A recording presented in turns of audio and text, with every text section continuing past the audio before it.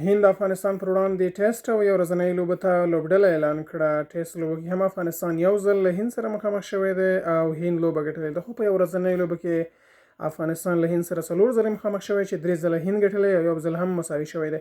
په دغه سکواډونو باندې نظر اچو چې په ټوله کې د یو ورځنۍ لوبو سکواډ کې د هند کوم لوبغاړي راخیستل شوي دي او څومره د افغانستان د لوبډلې لپاره سیال جوړېدلی شي او همدا ډول په ټیسټ سیالیو کې هم دوی کوم لوبغاړي راخیستي دي. نو په ټوله کې دغه سکواډونو په اړوند باندې درته وایو او د دواړو لوبډلو هغه توازن باندې هم هڅه کوو له تاسو سره شریک کوو.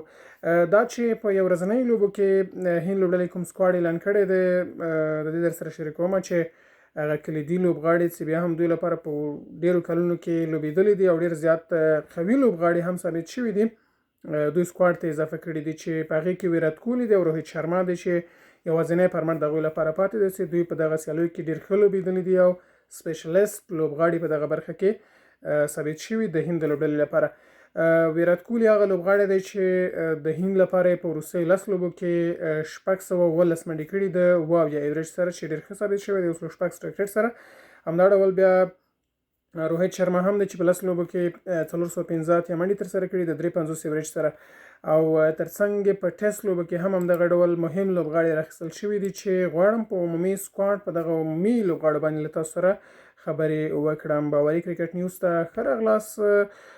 کولی شئ زموږ سره د کرکټ له نړۍ څخه په زړه پورې ویډیوګانې او معلومات تعقیب کړئ.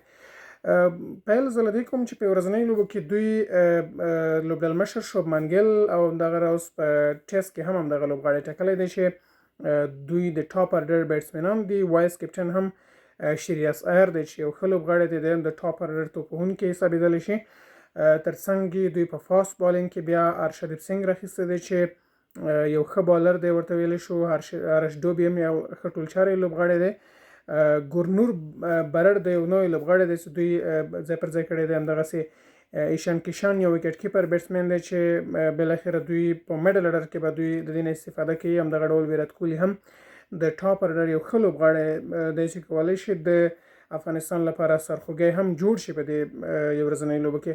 ګلدیف یاداو یو ښه چاینامین توپ اچوونکی دی چې په آی پی ایل کې تر اوسه د هغه ښه نتیجه نشته. د وروستیو اتو لوبو کې هم هغه 15 وکټې د خپل لوبډلې لپاره په ورځنۍ کې ترلاسه کړي چې ښه ثابت شوی دی. بیا ښه ریکارډ لري په ورځنیو کې.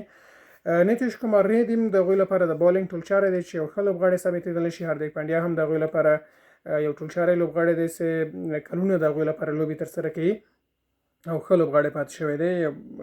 دوی په لوبډله کې ډېر یو کلیدي رول لري. پراسید کریشنا هم د آی پی ایل سیالیو کې ډېر ښه لوبېږي نو دا هم د یو فاست بالر په توګه باندې اخیستل شوی دی. فرینس یاداو هم یو ښه بالر دی چې دی هم کولی شي د هند لپاره ښه ثابت شي. کیل راهول چې په آی پی ایل کې ښه وځلېده بالاخره د ورځنۍ لوبو سکواډ ته اضافه کړی دی. روهیت شرما هم په دې برخه کې د ټاپ اډر یو ښه بیټسمن دی. واشنګټن سندر هم یو ښه بالینګ ټولچاری دی چې بالاخره د ګجرات لپاره هم د ډېر په زړه پورې لوبې ترسره کړې د دغه سیالیو په دوام باندې. نو د ورځنیو په دغه سکواډ کې په ټوله کې مهم کلیدي لوبغاړي چې تاسو ته وایم هغه ویرات کوهلي، روهیت شرما، ترڅنګ هاردیک پانډیا، شوبمن ګیل په خپله کپټن دی چې یو ښه لوبغاړی دی. ایشان کشان تازه دوی اضافه کړی دی او کیل راهول هغه لوبغاړي دي چې دوی کولی شي په دغه لوبلړۍ کې د افغانستان لپاره خطرناک ثابت شي. په ټوله کې هند پرته له شکه چې یو پیاوړې لوبډله ده خو دا لوبغاړي هم د هېرېدو نه دي. د هغوی لوبه په ځانګړي ډول ډېره فوقالعاده په زړه پورې ده. له بل پلوه بیا د دوی ټیسټ لوبډلې ترکیب کې چېرته وګورو نو په ټیسټ لوبو کې هم لوبډلمشر شوبمن ګیل دی چې ټاپ اډر توپوهنه به دی بیا هم ترسره کوي او وروستیو 9 لوبو کې په ټیسټ سیالیو کې 983 منډې ترلاسه کړي د 70 ایوریج سره چې ښه لوبغاړی ثابت شوی دی.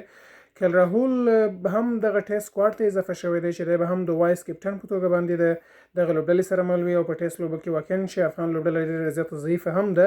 نو زما په اند باندې چې د دغسې یو سکواډ په وړاندې یا د دغسې یو لوبډلې په وړاندې به ډېره بریده لوبه یو طرفه واوسېږي. خو په کار دا دی چې افغان کرکټ بورډ هم ورته د هند پر وړاندې یو سیاله لوبډله جوړه کړي او مهم لوبغاړي دغه سیالیو کې راواخلي.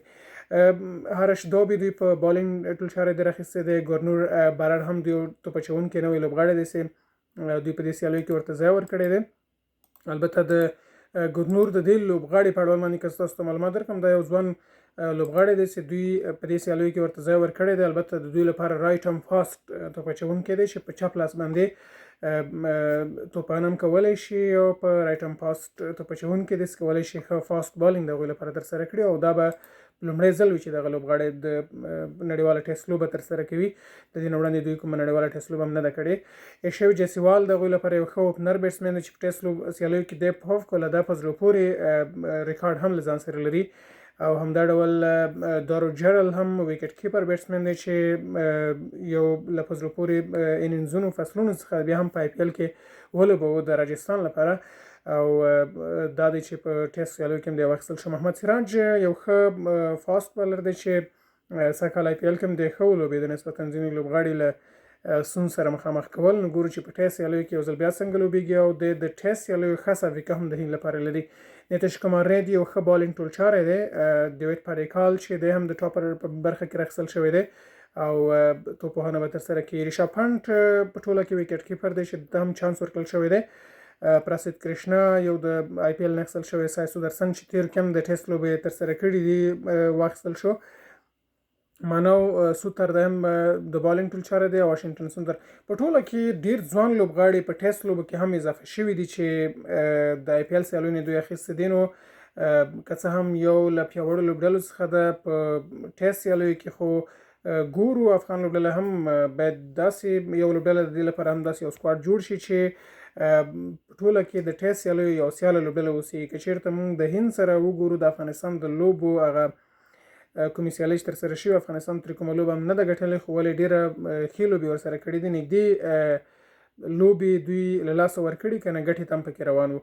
نو ټیسټ لوبه کې چې هغه یوازې یو لوبه ټیسټ د افغانستان د دوی سره شوې ده هغې کې بیا تاسو ولیدل چې ډېره یو طرفه افغانستان دوی وګټله. نو بیا هم ګورو چې د هند سره په دغه سکواډ باندې افغانستان څنګه سکواډ جوړوي او په ټوله کې دغه سکواډ چې دغه ځوان لوبغاړي د افغانستان پر وړاندې اخیستل شوي دي دوی به څومره ګټور د هند لپاره ثابت شي. دا به هم نو معلومیږي خو ستاسو به نظر په دې اړه باندې څه وي چې افغان لوبډله باید په دغه سیالیو کې کوم ډول یو سکواډ تیار کړي د یو ورځنیو یا هم د ټیسټ لپاره. کولی شي چې کمنټونه هم راسره شریک کړي او زموږ چینل هم در سره سبسکرایب کړئ او همدا ډول د نورو دوستانو سره هم شریک کړئ. نو تر بیا ښې چارې په نن ویډیو کې زموږ د نن ورځې دغه مطالب او معلومات هم دومره ښه وخت په هیله.